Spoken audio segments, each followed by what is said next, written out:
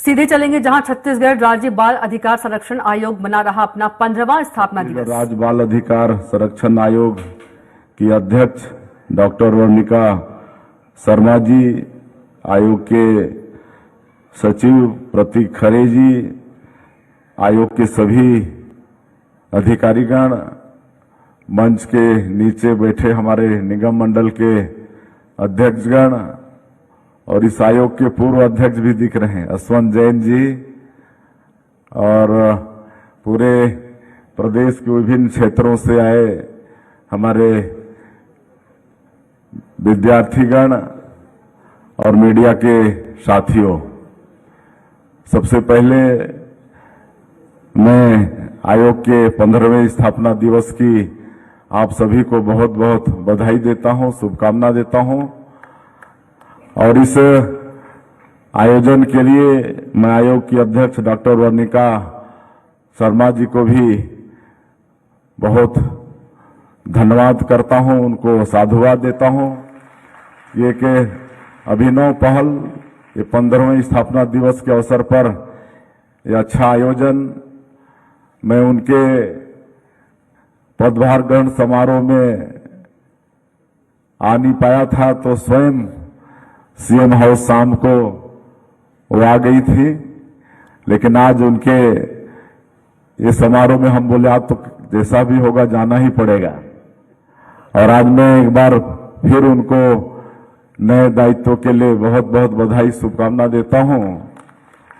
और जैसा सचिव जी बता रहे थे कि ये 45-47 दिन में ही 16 अप्रैल को पदभार ग्रहण संभालने के बाद इतने कम दिनों में 13-14 जिलों का प्रवास करना बहुत बड़ी बात है।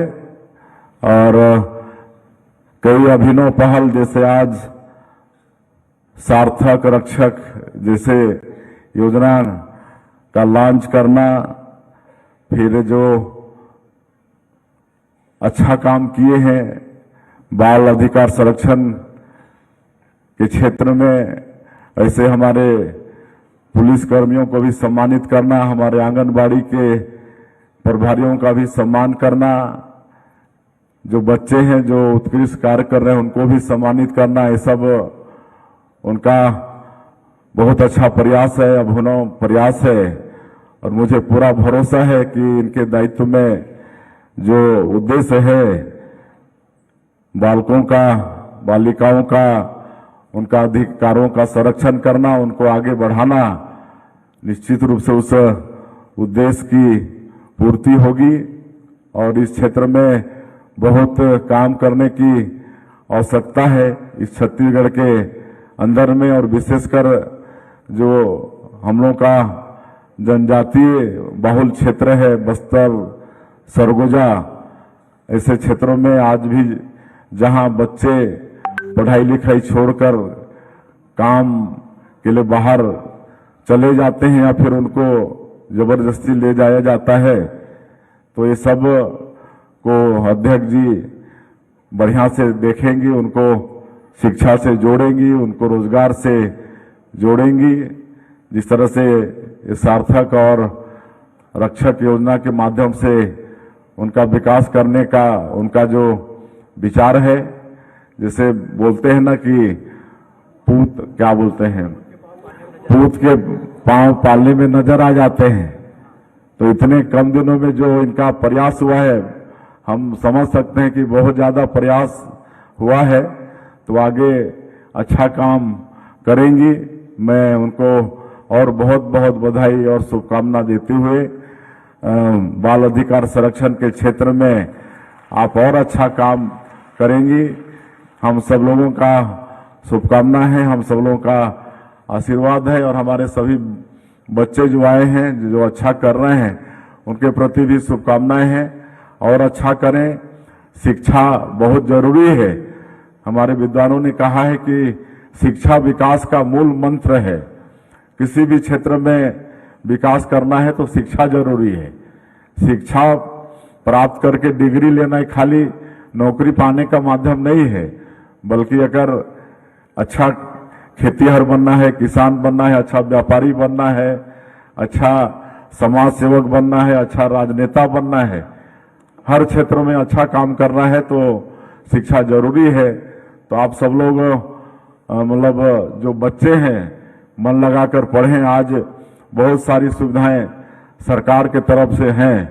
हम लोग जब पढ़ते थे बचपन में तो खपरा के घर में पढ़े हैं, बरसात में पानी टपकता था और परीक्षा देने के लिए हम लोग दूर जाते थे। 5वीं की परीक्षा अपने गांव में नहीं होती थी, ऐसा समय था। और उस समय सड़कें नहीं थी, विद्यालय का अच्छा भवन नहीं था, विद्यालयों में बिजली नहीं थे, पंखे नहीं थे। लेकिन आज तो सरकार हर तरह से प्रयास कर रही है, नजदीक नजदीक में स्कूल खोलकर आज हर ब्लॉक में आज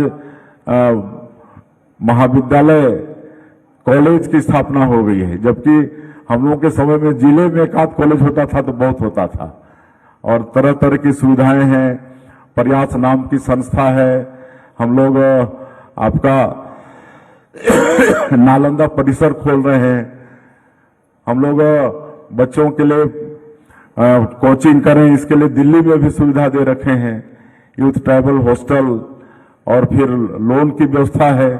अभी हम 2 दिन पहले ही श्रम विभाग के कार्यक्रम में थे तो वहां पर जो श्रमवीर हैं उनके बच्चों के लिए जो 10-12 में जो अव्वल आए हैं, ऐसे 26 और 5 31 बच्चों को, और वो लोग आगे बढ़े तो 2-2 लाख रुपया उनको दिए, प्रोत्साहन के लिए 1 लाख रुपया, वाहन खरीदें इसके लिए 1 लाख रुपया। और ऐसे श्रमवीरों के बच्चों के लिए अगर विदेश भी पढ़ाई के लिए जाते हैं तो श्रम विभाग से ही 50 लाख रुपए तक की उनको सहयोग करने की व्यवस्था है। तो सरकार की बहुत सारी योजनाएं हैं, उन योजनाओं की जानकारी लेकर हमारे बच्चे आगे पढ़ सकते हैं। आज गरीब परिवार के भी हैं तो गरीबी या संसाधन उनके आगे पढ़ाई में कोई बाधक बनने वाला नहीं है। सिर्फ वो मन लगा के पढ़ें, आगे बढ़ें और विकसित छत्तीसगढ़ बनाने में सहयोगी हों। हमारे माननीय प्रधानमंत्री जी 2047 तक विकसित भारत का संकल्प लिए हैं, तो हम लोगों को भी विकसित छत्तीसगढ़ बनाकर उनको सहयोगी बनना पड़ेगा। और हम लोग 2047 तक विकसित छत्तीसगढ़ खड़ा करने के लिए एक विजन डॉक्यूमेंट बनाए हैं, सबसे सलाह मशवरा करके, और उसी अनुसार सरकार काम कर रही है। उसमें आप सबका एक एक नागरिक का भी मतलब योगदान रहेगा, तभी हम लोग विकसित छत्तीसगढ़ बना